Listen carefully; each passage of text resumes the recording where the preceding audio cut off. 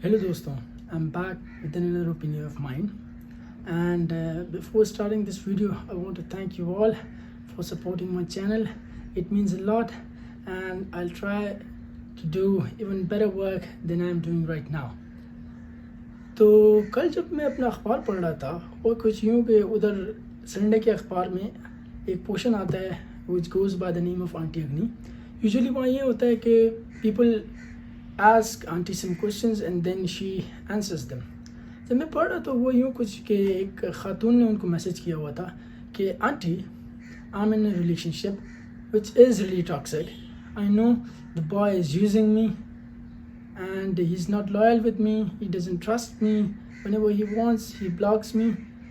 अच्छा, मकसद ये कि she knows कि ये जो relationship है ये बहुत toxic है, but even then she goes on to say that auntie, I cannot leave him. अब ये मेरे लिए एक बहुत परेशान कौन सा लम्हा था, तो मैंने सोचा why not talk about this, and that's why I came with this topic कि toxic Pakistani relationships. अच्छा, यूजुअली होता इस तरह है कि हमारा जो एक फैमिली सिस्टम है पाकिस्तान का, इट इज़ रियली रिजिड. जब ख़ानदान में एक बच्चा पैदा होता है तो they have to be conformist. जो हमारे फैमिलीज़ हैं, they do not promote कि यार आप लर्निंग करिए, आप क्रिटिकल लर्निंग करें. They say whatever we tell you, that is correct. You do not have to answer, okay? You don't have to question, you don't have to do anything. We'll just give you everything and you just have to rely on us. Whenever there is a need, just come to us and हम आपको बता देंगे. You cannot question them, you cannot object them, and मतलब you have to rely on them. Simple as that. होता इस तरह है कि जब लड़की हमारे इस माशरे में पैदा होती है तो इसको शुरुआत से बताया जाता है कि यार आप मेहमान हो, आप चंद दिन के मेहमान हो, आपका घर तो कहीं और है, आपने वहाँ जाके रहना है. और जो बॉय है हमारा, जो लड़का है, उसको शुरू दिन से बताया जाता है कि यार you are the higher of this family, आप इस फैमिली का दिया हो, आपने इस फैमिली को चलाना है जला. Usually that happens as well, but उसने चलाना है इन देयर ओपिनियन. अच्छा, मैं सोच रहा था कि यार ऐसा क्यों है और इसके पीछे रीजनिंग क्या है. आई थॉट क्या ये हिस्टोरिकली करेक्ट है, आई थॉट क्या ये बायोलॉजिकली करेक्ट है, and I did some research. पहले हम देखते हैं कि क्या ये बायोलॉजिकली करेक्ट है कि लड़का ही अपने जो फैमिली का लिनिएज है वो चलाता है, or the girl can do it as well. So when I saw it, मुझे अंदाज़ा था, but मैं confirm इस तरह का कुछ है नहीं. लड़की में भी अपनी माँ का और अपने बाप का 50-50% जीन कोड होता है जितना लड़के में होता है. अब जब लड़का शादी करेगा और लड़की को अपने घर लाएगा, उसके अंदर भी उतना ही जीन कोड जाएगा जो बच्चा पैदा होगा उस बेटे का, और वो लड़की जिसके घर जाएगी उसके अंदर भी उतना ही जीन कोड होगा उस पेरेंट का. But we know that it's not biological. तो ये इस तरह होगा कि शायद हिस्टोरिकली हमारा ये कल्चर इस तरह रहा है कि यार हमेशा से जो लड़के का जो लीनिएज था that was acceptable. No, this wasn't the case either. बहुत से माशरे स्टिल नाउ इस तरह हैं जिधर मैट्रियार्कल आपकी लीनिएज चलती है. तो जब रिसर्च किया तो पता चला कि ये जो हमारा एक लीनिएज का सिस्टम चल रहा था, ये almost approximately 10 to 12,000 years back इस तरह हुआ कि जब हम लोग सेटलर्स बने, हम लोग जब एग्रीकल्चर सोसाइटी में आए तो ये चीज़ काफ़ी डोमिनेंट होना शुरू हो गई. क्योंकि जब हंटर एंड गैदरर्स थे तो फिर जो फीमेल का रोल था वो बहुत ही डोमिनेंट था. इस तरह होता था कि अभी मैं आपको बहुत से सोसाइटीज़ का स्टिल मैं आपको बता सकता हूँ. इस तरह हम करेंगे कि मैं डिस्क्रिप्शन के नीचे लिंक डाल दूंगा, आप लोग वहाँ से पढ़ लीजिएगा. वो जो हमारे बहुत क्लोज रिलेटिव्स हैं इन टर्म्स ऑफ जेनेटिक्स, उनकी जो सोसाइटी है वो स्टिल एक मैट्रियार्कल सोसाइटी है. द फीमेल्स बॉन्ड टुगेदर और वो लोग जो है उस सोसाइटी को लीड करते हैं. जेम्स जो हमारे अनदर कज़न्स हैं, हमारे क्लोजेस्ट रिलेटिव्स हैं, उनमें इस तरह के मेल डोमिनेंट सोसाइटी है. वो लोग इसके पीछे रीजनिंग रिसर्चेस ये बताते हैं कि होता इस तरह है कि हमारा जो ये अभी कल्चर चल रहा है, یہ اس طرح ہے کہ جب ہم لوگ شادی کے بعد عورت جب گھر چھوڑتی ہے تو اس میں اس طرح ہوتا ہے کہ جو اس کا بانڈنگ ہے وہ فیملی کے ساتھ تھوڑا بہت لوز ہوتا ہے. وجہ یہ کہ she has to go somewhere else. اور جو ہمارے میل جو پاپولیشن ہے چونکہ انہوں نے ایک ساتھ رہنا ہے تو they have to bond together, ٹھیک ہے. اور ایگریکلچر سوسائٹی میں بھی یہی ہوا ہے کہ because they had to rely on strength of the men to defend their lands, that's why they came together, اور انہوں نے جو بانڈ بنائے ہیں وہ کافی اسٹرانگ تھے.